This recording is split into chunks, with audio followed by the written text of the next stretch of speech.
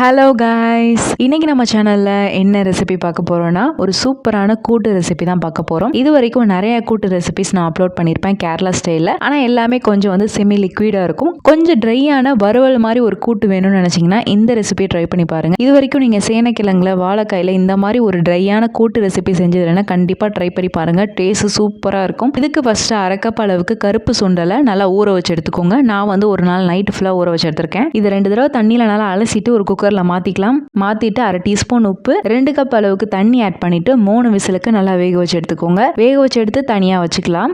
இப்போ இன்னொரு பேனில் 2 கப் அளவுக்கு சேனைக்கிழங்கு ஆட் பண்ணிக்கலாம். 2 கப்புன்றது 200 கிராம் அளவுக்கு நான் எடுத்திருக்கேன். அதே அளவுக்கு 200 கிராம் அளவுக்கு 2 கப் வாழைக்காயை தோலோடய ஆட் பண்ணிக்கலாம். உங்ககிட்ட நேந்திரன் காய் இருந்துச்சுன்னா தாராளமாக ஆட் பண்ணிக்கோங்க. அதில் தான் செய்வாங்க. அது கிடைக்காதவங்க இந்த மாதிரி நார்மலான வாழைக்காயில் செஞ்சுக்கோங்க. இதில் அரை டீஸ்பூன் உப்பு, அரை டீஸ்பூன் மஞ்சள் தூள், அரை டீஸ்பூன் மிளகாய் தூள் ஆப்ஷனல் தான், வேண்டானா ஸ்கிப் பண்ணிக்கலாம். இதில் 1 கப் அளவுக்கு தண்ணி ஆட் பண்ணிட்டு கொஞ்சமாக கருவேப்பிலை ஆட் பண்ணி நல்லா வேக வச்சு எடுத்துக்கோங்க. காய்கறி நல்லா வேகிற கேப்ல ஒரு மிக்ஸி ஜார்லயோ பிளெண்டர்லயோ 1 கப் அளவுக்கு துருவன தேங்காய் ஆட் பண்ணிக்கலாம். 1 டீஸ்பூன் மிளகு, அரை டீஸ்பூன் சீரகம், 1-2 பச்சை மிளகாய் காரத்துக்கு ஏற்ப ஆட் பண்ணிட்டு கொஞ்சமா தண்ணி ஆட் பண்ணி நல்லா கொரகொரப்பா அரைச்சி எடுத்து வச்சுக்கோங்க. இதுல தண்ணி நிறைய ஆட் பண்ணக்கூடாது. இப்ப காய் ஓரளவுக்கு வெந்து வந்துருச்சு. இப்ப நம்ம சுண்டல் தண்ணியோட ஆட் பண்ணிக்கலாம். அதோடய சேர்த்து நம்ம தேங்காய் பேஸ்ட்டும் ஆட் பண்ணிக்கலாம். கொஞ்சம் மட்டும் தண்ணி அலசி ஊற்றிக்கோங்க. தண்ணி நிறைய இருக்கக்கூடாது இந்த கூட்டுக்கு. இப்ப எல்லாத்தையுமே சேர்த்து நல்லா மிக்ஸ் பண்ணிட்டு நல்லா கொதிக்க விடுங்க.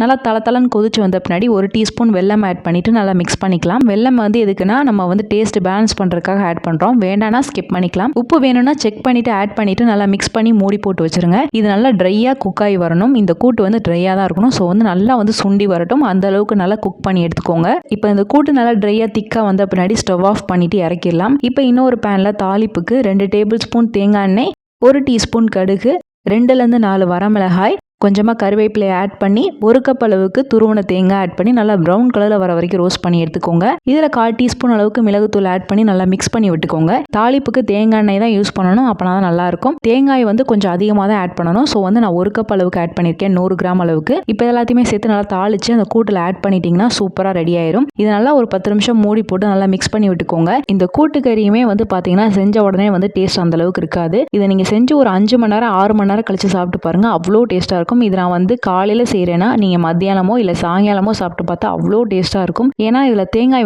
நம்ம வறுத்து ஆட் பண்ணுறோம். அந்த கூட்டு ட்ரையாக இருக்கிறதுக்கு அதுக்கும் நம்ம கொஞ்ச நேரம் கழிச்சு சாப்பிடும்போது டேஸ்ட் சூப்பராக இருக்கும். அந்த தேங்காய் ஃப்ளேவர்லாம் இறங்கி அவ்வளோ டேஸ்ட்டாக இருக்கும். ஓணமில் செய்யக்கூடிய ரெசிபி எல்லாமே நீங்கள் சாப்பிட்றதுக்கு ஒரு 3 மணி நேரத்துக்கு முன்னாடி செஞ்சு வச்சுட்டு சாப்பிட்டு பாருங்கள். அவ்வளோ டேஸ்ட்டாக இருக்கும். ஸோ இந்த கூட்டு நீங்கள் இது வரைக்கும் ட்ரை பண்ணியிருக்க மாட்டீங்க. ஸோ ட்ரை பண்ணி பாருங்கள். டேஸ்ட் சூப்பராக இருக்கும். இது நீங்கள் லஞ்ச் பாக்ஸ் ரெசிபியாக கொடுத்து விடலாம். காலையில் நீங்கள் செஞ்சு கொடுத்து விட்றீங்கன்னா மத்தியானம் சாப்பிடும் போது அவங்களுக்கு டேஸ்ட் சூப்பராக இருக்கும். ஸோ கண்டிப்பாக ட்ரை பண்ணி பாருங்கள். இதை நீங்கள் இட்லி தோசைக்கு வச்சு சாப்பிடலாம், இல்லை சப்பாத்தி கூட வச்சு சாப்பிடலாம். டேஸ்ட் சூப்பராக இருக்கும். பூரிக்கு கூட நல்லாயிருக்கும். இதில் நம்ம கிழங்கு சுண்டக்கடலைலாம் ஆட் பண்ணியிருக்கோம். ஸோ சூப்பராக இருக்கும். அது மட்டும் இல்லாமல் நீங்கள் சாப்பாட்டுக்கு சைட் டிஷ்ஷாகவும் வச்சு சாப்பிடலாம், இல்லை மெயினாக நீங்கள் சாப்பாட்டோட சேர்த்து பிணைஞ்சும் சாப்பிடலாம். டேஸ்ட் ரொம்ப சூப்பராக இருக்கும். ஸோ கண்டிப்பாக ட்ரை பண்ணி பார்த்துட்டு எப்படி வந்திருக்குன்னு எனக்கு ஃபீட்பேக் கமெண்ட்ஸில் சொல்லுங்கள். இந்த ரெசிபி உங்களுக்கு பிடிச்சிருக்கும்னு நினைக்கிறேன். பிடிச்சிருந்தா லைக் பண்ணுங்கள், ஷேர் பண்ணுங்கள், கமெண்ட் பண்ணுங்கள். மறக்காமல் சேனலை சப்ஸ்கிரைப் பண்ணுங்கள். இன்னொரு வீடியோவில் பார்க்குறேன். பாய்.